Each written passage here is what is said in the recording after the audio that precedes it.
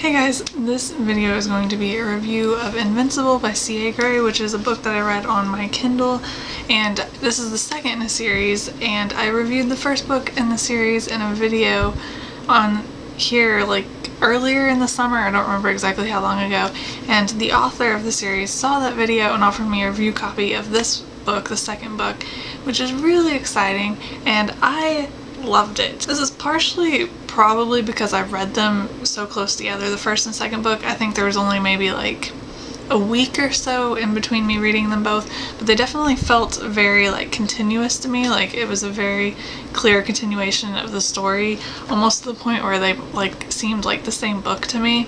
And when I was going through and writing down what exactly I wanted to say in this video, I really had to kind of stop and think about what happened in the first book and what happened in the second book, and I really liked that sort of sense. Like, it's not one of those series where it seems like, I don't know, like very episodic in between books, I guess. It's definitely like one entire story, but that being said, it definitely like grew, and the plot definitely like, I don't know, thickened, I guess, in this book and seemed more intense and more dangerous. I don't want to say anything too spoilery, but like death was involved in this book in a way that I don't really think it was in the first book. I also learned more about the world in this one because the kids are now living in like the magical city, and you get to see more of the city and more of the people there. You get new characters who are from there and who have lived there their entire lives, and you get to see the school that they go to where all these kids go,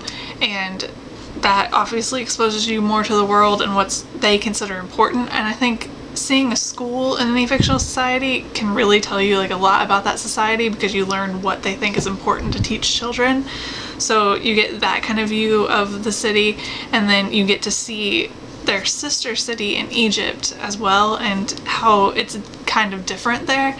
And so in addition to like the plot getting a lot bigger, I guess is a very good word to describe it, bigger and more high stakes things happening, and in addition to that you're seeing more of the world and learning more about the world. So it definitely like expands really well upon things that you saw in the first book, and I really liked that, and I really liked how the story progressed and how we got even more in this one than we did in the first one. And I mentioned romance in my first review and said how it was a very slight thing, probably because they were so young, and it continues to be like a small part of the story, but I do think that it got like a bit bigger in this one, a bit more important than it was in the last one, but it's still like definitely a smaller aspect of the story, and I really enjoyed that, and I still really enjoy how that's going, and I really look forward to seeing how that progresses later on. And I'm pretty sure that that's all I really have to say, because I don't really want to get into anything that will spoil any of the series, even the first one.